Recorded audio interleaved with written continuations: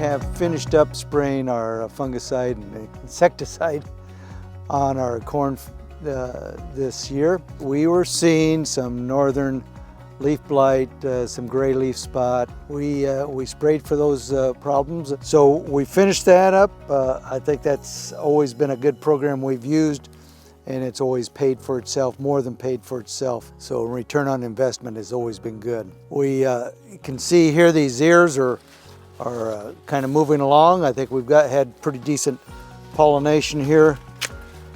We'll just strip this one back here a little ways. So pollination, even though we've been extremely dry, I think it's gone well.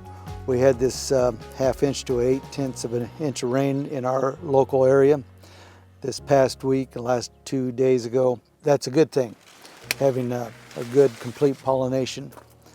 And as we move into next week, they're forecasting up to 100-degree weather. And so the rain we've had should help this corn go through that stage if it doesn't last too long.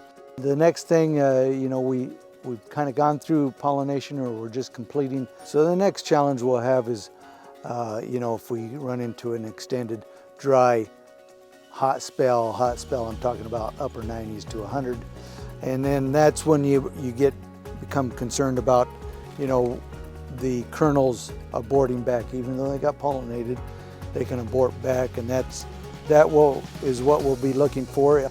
Right now we look good. Things are green, growing good. That's another reason why we sprayed. We want to keep these leaves healthy and growing good.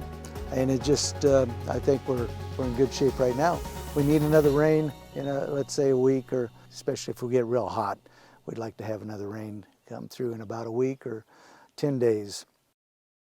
We've had quite a market this year. Prices have been higher, our expenses are higher.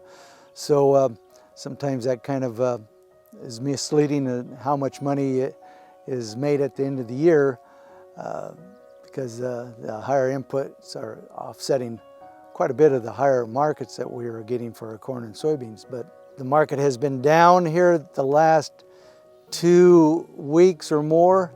It's taken a pretty dramatic drop.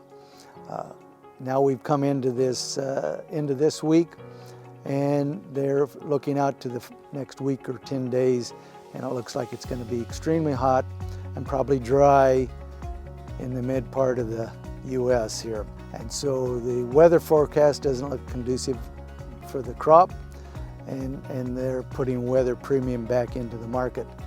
And so we're watching that, especially for new crop sales. If we get a good push in the market here again, we'll probably make some more additional forward sales of corn and soybeans. I've sold a good share of most of my old crop. I do have a little old crop left, but I'll be marketing that because we're starting to get into the time frame you have to get the crop moved out of your bins. Buyers kind of shift out to a different market, and they start thinking about receiving new crop. And so they'll kind of narrow up that basis. So the basis is not as good, and that can take away some of the premiums that we've been getting. We're going to clean out the bins, have everything sold out, and then look to be marketing some new crop.